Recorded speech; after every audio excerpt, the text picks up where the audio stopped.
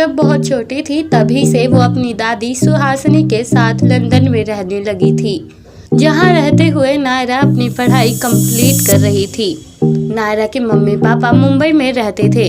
अक्षरा और नैतिक को जब कभी अपनी बेटी की याद आती थी तो वो अपनी बेटी के लिए ढेर सारे गिफ्ट लेकर लंदन पहुंच जाया करते थे, ताकि मुंबई आकर नायरा को अपनी पढ़ाई के साथ कोई कॉम्प्रोमाइज ना करना पड़े।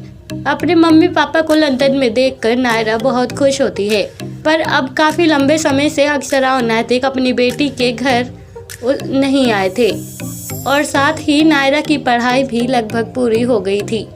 तभी एक दिन नायरा अपनी दादी के साथ बैठकर बातें कर रही थी कि उसे अपनी मम्मी पापा की बहुत याद आ रही है और वो मुंबई जाना चाहती है। हालांकि सुहासिनी ने नायरा को मुंबई आने से इनकार तो नहीं किया, लेकिन उसने कहा कि वो मुंबई नहीं जाएगी, उसे अपने घर का भी तो ख्याल रखना है।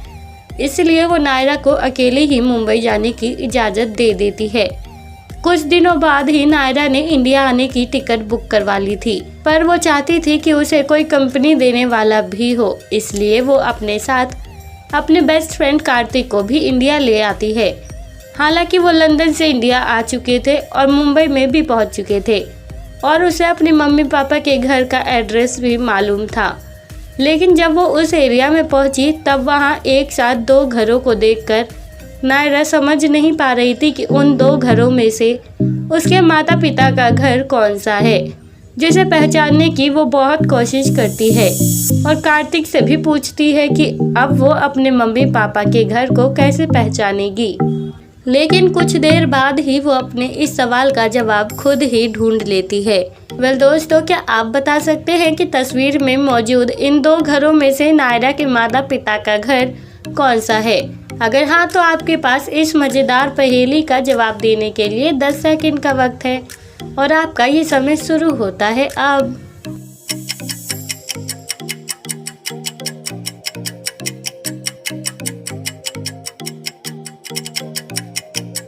दोस्तों, कुछ समय बाद ही नायरा पहचान लेती है कि उन दोनों घरों में से नंबर 2 वाला हाउस ही उसके पेरेंट्स का घर है, क्योंकि अगर आपने ये वीडियो गौर से देखी होगी तो नायरा के लंदन वाले हाउस में एक तस्वीर थी जिसमें नायरा के माता पिता के पीछे एक घर दिखाई दे रहा था।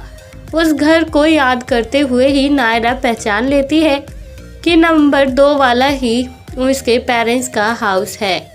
दोस्तों, आपने इस मज़ेदार पहेली का जवाब देने में कितने सेकंड का वक्त लिया?